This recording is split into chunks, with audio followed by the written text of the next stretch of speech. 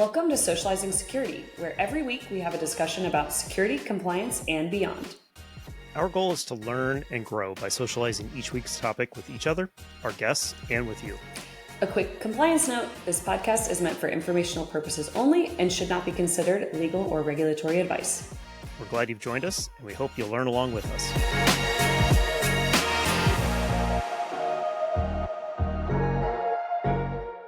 Hey, everybody. Welcome back to another episode of Socializing Security. We are glad to have you back with us once again. We hope you have been enjoying all of the content that we've been releasing from the HERS conference. I think this episode is going to come out after all that's fleshed out. So much good stuff. But we wanted to kind of get back to our regular cadence of episodes, bringing back an old friend, Steve Sims, back and kind of continuing with what we've been doing with a series of just kind of the basics of security. So the first one, if you want to go back, and we'll put the links in the episode notes, we talked about asset management and the whole concept of you need to know what you have before you can protect it. And then we talked about vulnerability management. So how do we find the holes that we have in our walls? How do we get them plugged so that they're less likely to get in? Today, we're going to talk about kind of how you go about watching for them. Because obviously you can't do anything about them once they get in, and you should assume that at some point they're always going to get in. So you need to be watching for that. So before we get into the topic, Steve, why don't you do a quick introduction for everybody that maybe hasn't listened to previous episodes, or it's been long enough for them to have forgotten your background and where you're coming from. Yeah, thanks. Steve Sims, 20 plus years cybersecurity guy. Started in the Air Force as a cyber operations guy, and then owned a company that was an MSSP, and now post acquisition focusing on doing some fractional CISO vCISO work, helping companies to mature their security programs, be ready for audit and compliance. And just generally improve their security posture overall. And so I'm having a lot of these foundational types of conversations with all of my clients now. So this is timely and relevant for them, which is awesome. So yeah, start handing out these episodes to them and save yourself some exactly. time. Spread the love. Yeah. Cool. So let's kind of dive in. So obviously there are indicators that are going on in the environment. We will lovingly refer to these as indicators of compromise, or IOCs, in the environment. But a lot of these come down to a very foundational element that we kind of want to start with, and we'll kind of work our way back up to the actual detection of malware, bad actors in the environment. And that really is logging. So Steve, why don't we start with maybe you just giving us a definition of logging and what do we do with those logs? Yeah, I mean, if I could, though, I'd like to introduce a term that I've heard recently. It's something that I've heard, and I think a specific vendor is kind of coining this phrase. I won't mention them because if they want me to mention them, they can pay you guys to let me mention them. But they've got this idea of, instead of IOCs, we're talking IOAs, indicators of attack, and I think that's as we talk about, a lot of conversation revolves around moving left or shifting left, right? And getting ahead of a compromise, and moving left of that boom, right? And so I love the idea of indicators of attack, especially as it talks about this particular topic, because essentially logging is just recording the events that have occurred in an environment, whether that be network logs, whether that be a SaaS platform, your identity system, whatever it happens to be. We're just recording the events. And that's ultimately what it comes down to. And obviously we'll get into this, but the quality, the quantity, all of that applies as we're kind of talking about that. So. Yeah. And that's, I mean, most people in the IT space know about logging. I was dealing with logging back in the late 90s as a web developer, webmaster. What do we do with those logs? I had logs. I could say I had logs. And if I had to do anything with those logs, it was super manual at that point in time. Yeah, absolutely. It was interpreting machine language as much as English in most of those cases. What are the error codes? And oftentimes have to look those up because, you can't keep all those in your head. And some of them were just generic and you just had to look at the context of what was happening to try and suss out what those really mean. So having the logs turned on is technically the first step, but really doesn't gain you anything. So maybe set some expectations here around, now that I have a pile of logs, what do I do with those? Yeah. I mean, we've used them operationally for so many things like break fix and that kind of thing. We've used logs and at that point it's as much data as I can collect, it's going to be useful, right? And that's not necessarily incorrect, even with, from a security perspective. I think one of the key things is definitely saying, like, foundationally, we need to just log. Like, at a minimum, if you're not logging everything you can, log it, right? And so starting there is a good starting point. And ultimately, I think I've hit on this in the past, but doing BIAs and understanding what your critical systems are and that asset inventory and the vulnerabilities, all of that ties into making a decision about what logs are important and relevant to your environment.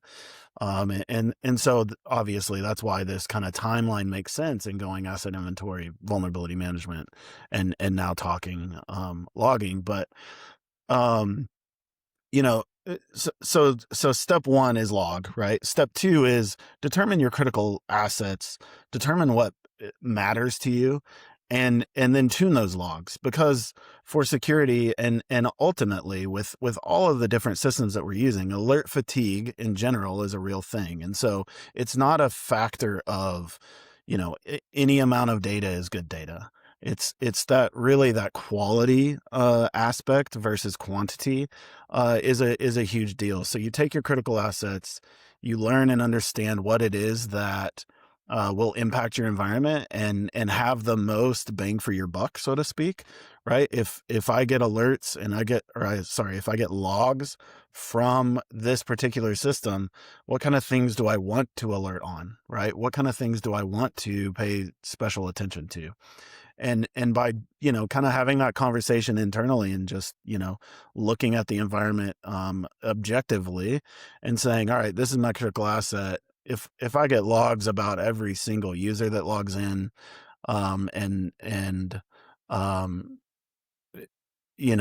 it's 300,000 of those a day, right? Or whatever it happens to be. Are all of those going to be relevant, or do I need to look at specific factors that are contained, specific,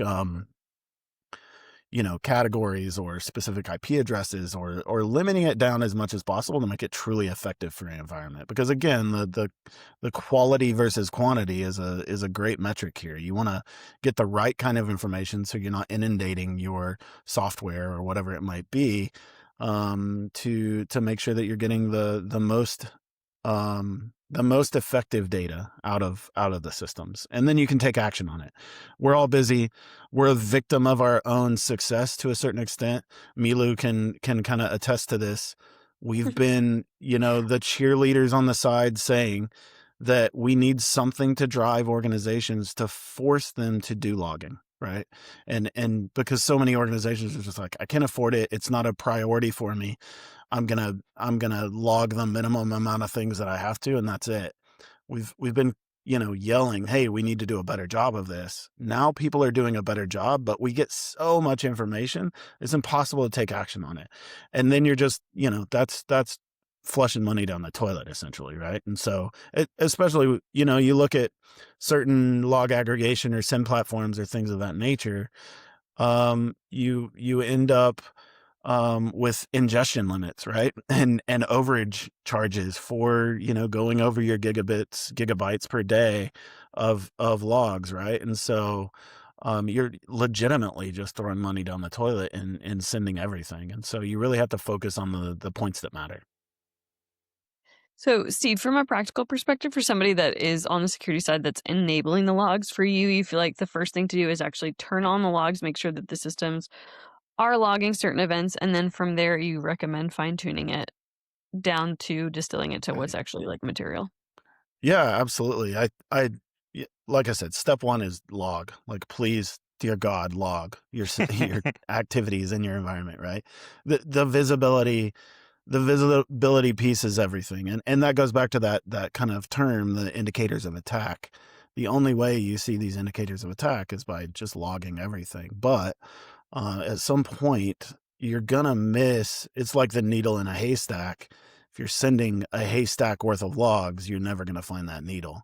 And so you really need to distill that down to only the critical and important pieces. So, and I would sit here and say, look, this is the important log that you need to run with, but it's going to be different for every environment. So if you can do, there's this idea of minimum viable logging. And Brian and Milo, you're both, you've had product backgrounds in the past, or at least building products. So the minimal viable product is something that we're very familiar with, but let's apply that to logging. Like, what is the minimum amount of data that can make me truly effective at finding and discovering these indicators of attack? And that's what we need to look at. So things like identity identity and authentication events, failures, failures from specific countries, any kind of privileged access stuff is what we're going to want to look at. We want to look at specific endpoint activity.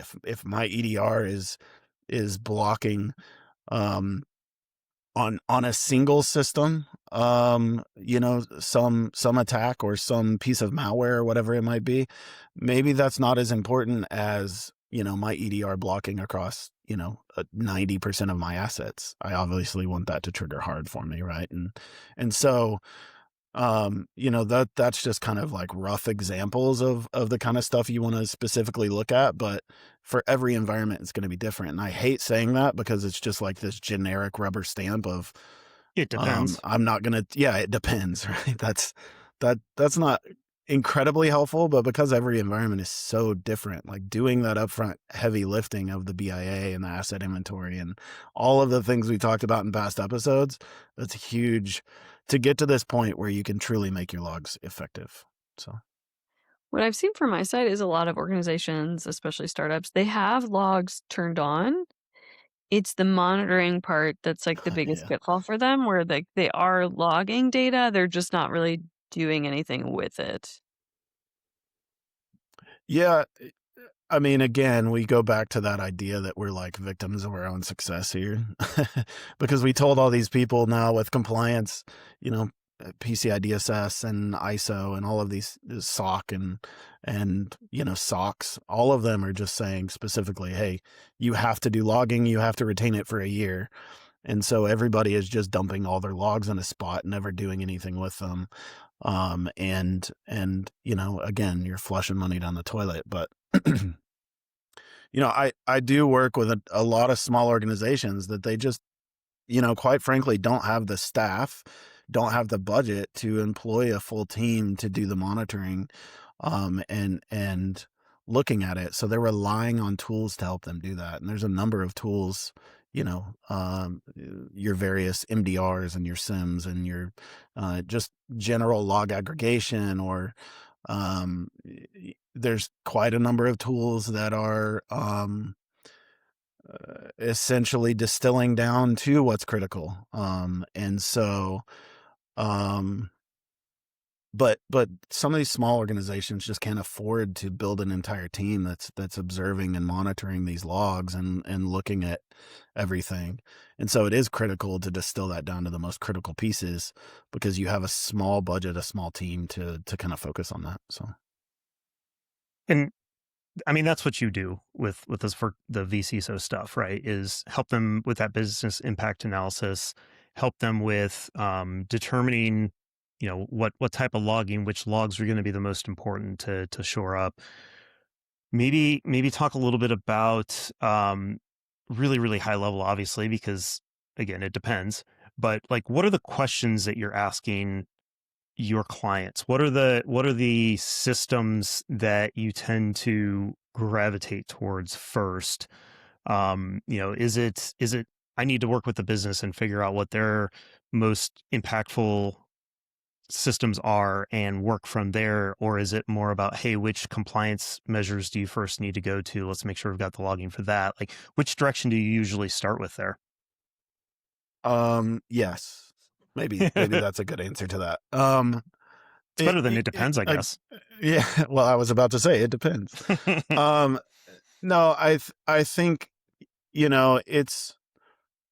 it's going to come down to risk appetite for the organization, right? And so doing that business impact analysis will drive us toward, what are the critical systems and more importantly, the critical processes that could be impacted if there's something. And so if you have a critical system that's bringing, a significant amount of revenue into the company, right? And the impact, if that specific system, had an incident or a breach, if the impact is high enough that it constitutes dedicating significant portion of that revenue that it brings in, to either staffing a team or buying a new platform, that is helping to monitor it and distill those events down. Essentially we just have to base it on the risk appetite of the organization and that particular critical system or critical business process, that is related to it. And so, I hate to say it, but it does depend. Every organization is different. And so we're having a different conversation, with every single one of them. And 9 times out of 10, what I'm driving, small organizations toward is an MDR capability, right? And not one that's going to break the bank, but one that is specific to either their industry or their tech stack, right? Because, if it's a heavy Linux environment, I'm not going to push them toward an MDR that's very focused on, Microsoft Windows and Azure Sentinel or whatever it might be, right? And so it's going to be dependent on those things. But also, the budget question and what truly constitutes a risk that's worth making a decision on is probably the biggest part of that. And then using those other things that I just talked about as kind of drivers toward what technology and or service organization to work with. So, and then, larger organizations, if you're pushing down the MDR path and the 24/7, 365 managed SOC is a significant enough cost that it makes sense to turn around and just bring your own team in and bring security operations in house, then that's a whole different conversation. We're bringing in HR, we're bringing in, a good significant portion of the organization to say, all right, is this the growth that we're looking for? And can we tolerate, the other risks that are associated with bringing on an entire team to do this for us? Does it make sense, right? So. Yeah, definitely an advanced topic on that aspect of things. Yeah, that would definitely go deep. I don't know that we have time or an appetite to kind of dive into that. Yeah, for sure. So we've talked about the fact that, logging is necessary. Being able to do something with the logs is important as well. And being able to pull that in. You've mentioned MDR, you've mentioned SIM as two of the tools that essentially will consume these logs and help to sort out those, the trends that are going on in there. And, sometimes the logs from one system isn't enough to indicate something, but it's the combination of something happening across multiple systems. Yeah. I see this access through the firewall and it goes to this web server, which then goes directly to Active Directory server. And that's not normal. So maybe talk really high level. I don't think we really want to get into the tools, but maybe describe those two tools at least, and maybe some others, Yeah. what they are and how they fit into the story. Yeah, I mean, I think probably the first one that's worth talking about is just log aggregation tools, right? Because that is really dumbed down to like the most basic level, and guys that are in logging monitoring / performance metrics / that data analysis space are probably hating me right now, because log aggregation is not something that's easy or by any means dumbed down. But when we're talking about, correlation of events, tying these events together to to lead us to a detection or a decision or a potential incident or event. Log aggregation does not do that. So when we're talking log aggregation, that's just the place where you send all of your logs to absorb them and have them stored, right? It's doing nothing else. When we talk about data lakes as something, a data lake is a giant aggregation of various data sources, whatever that happens to be. It might be logs, it might just be performance metrics, it might be anything, right? And so log aggregation is like the first start. And a lot of organizations are doing this with a syslog server or something like that, something that is open source. A lot of organizations are just bringing all of their logs into a single location and then sending that off to the SIM. The distinction there is pretty important, right? The SIM is the place where those detections, and when we talk detections, we're not saying the act of detecting something. The detections are the rule base that is used to determine if all of these logs correlate into a single event, right? And so we're looking at identity, we're looking at network logs, we're looking at a ton of various events across, an app server, a web server, your Active Directory environment, network. It's, this IP address is coming from this country that we may or may not have geopolitical issues with, or whatever it might be, right? And so it's taking all of those, which in a human's perspective may be completely unrelated and benign and not present an area where there is an incident, right? But by using kind of that detection rule set and the machine learning this is the first mention of AI in this episode. You're welcome. We're using these capabilities now to really dive into these events, and what looks to the human eye to be completely benign is now seen as something that could be potentially malicious. And so that's the role of a SIM. So you got your log aggregation and you got your SIM. To your point earlier, it's only as good as the people looking at it, right? And so you could be logging, you could tune your logs to a ridiculous degree, you could have the greatest detection rules, and it could be alerting you on only things that matter. But if that happens at 2 a.m. and you don't have a 24/7 workforce, and you don't have capabilities to have folks reviewing the alerts that are coming out of those systems 24/7, 365, you are going to miss something. It's just inevitable. And you may not miss it completely, but time is everything in this space, right? The difference between catching an incident and not is seconds in a lot of cases, and hopefully minutes to hours, but in some cases it's seconds. And so where MDR comes in is MDR comes into play where we are looking at having people with their eyes on those alerts at all times. So that's your 24/7, 365 capability, where somebody is putting eyes on those alerts that are coming in. And then following your incident response plan to, kind of deliver those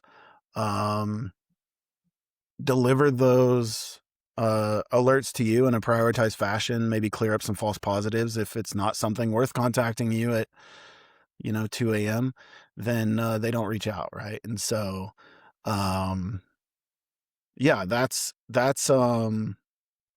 kind of those systems. And then obviously you have your full-on managed SOC, and you have there's 1,000 acronyms we could dive into that are, but those are probably the most relevant. So I know that we have mentioned this earlier, that I feel like a lot of organizations I've worked with, I've seen them logging, and then there's less on the monitoring side. So there's less action coming out of that.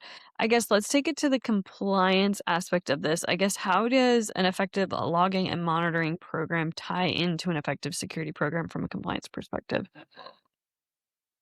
Yeah. Ultimately, visibility is where you find your gaps. right? And so it's great to say you're compliant.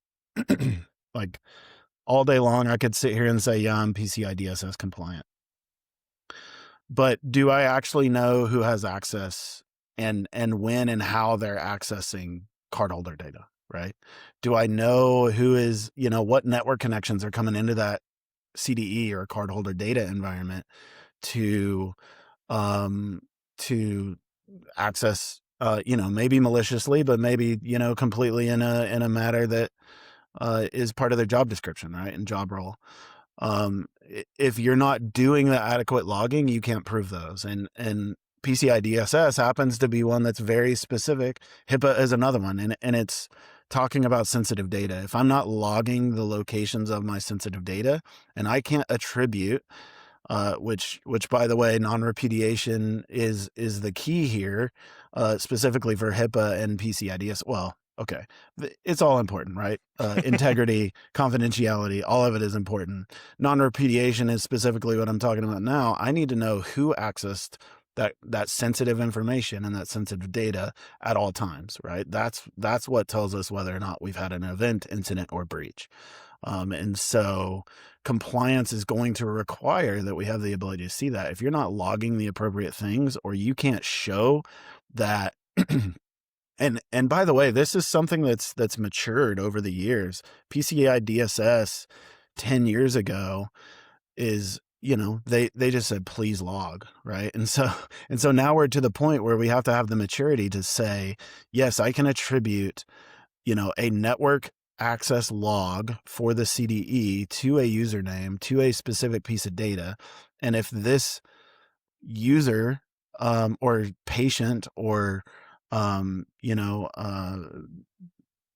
whatever is complaining that their information is stolen, I can attribute that back all the way to the chain of having no doubt in my mind that it was this user, it was this IP address, was this device that accessed that information, right? And so that's the level of scrutiny that they're going to now.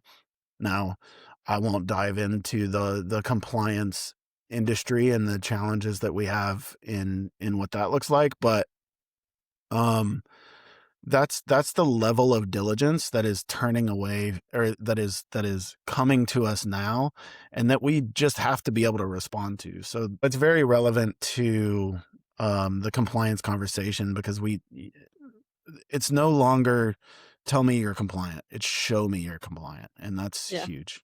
So obviously, as part of a compliance program, which all of this logging and detection usually gets caught up in at some level. So you've got a bit of a guide as to the bare minimum that you need to put in place.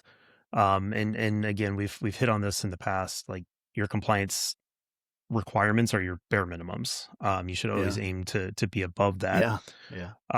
So as an organization, I'm rolling out better logging. I've got some of these tools in place. I'm getting alerts. I'm starting to tune it so that I'm getting less false positives, which is one of the biggest issues in this space. We didn't even cover that, right? I mean, that's you a whole thing. And that's what I want to kind of drive to next is to talk about what are those mile markers to look at to really start to indicate success. Being able to get alerts going out is a great success metric. Being able to reduce false positives over time is another success metric. Like, what are some of the others that, as you get from the what do we need to do bare minimum to we need to mature and make this more effective in our day-to-day operations? What are some of those metrics? What are some of those things that you help companies look for?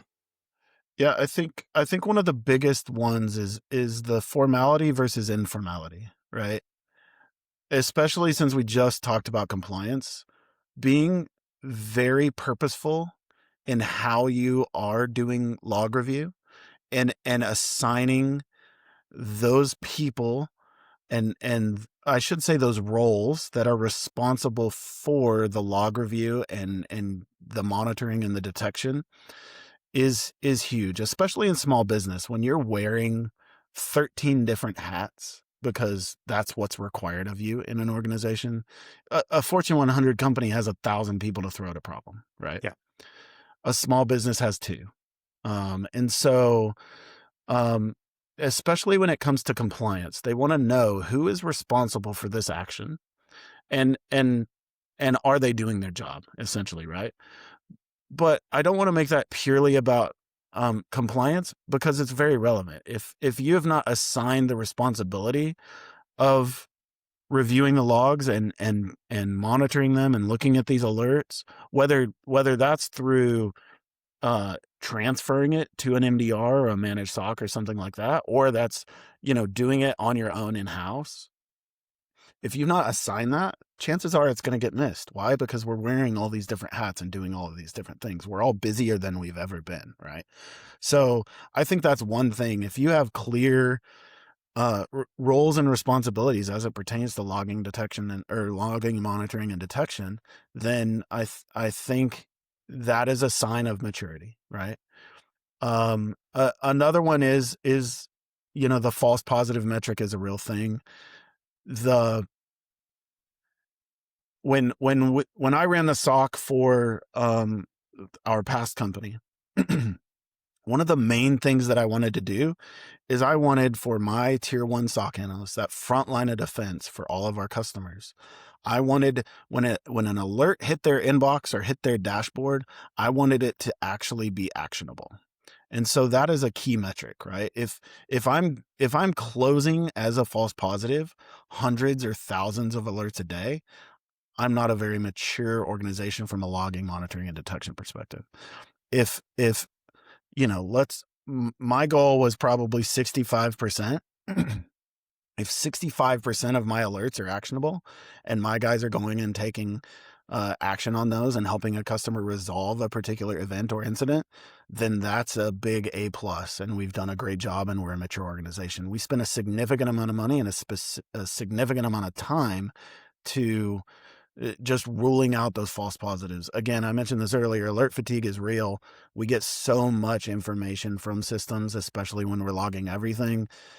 You really do have to tune it, and a mature organization has it tuned to the point where every single alert is actionable. So I think both of those are very key maturity indicators for sure. Cool.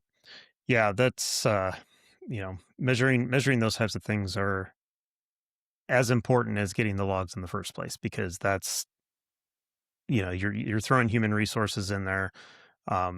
Obviously AI is changing a lot there. I don't think we want to go too far down the road of AI. Yeah.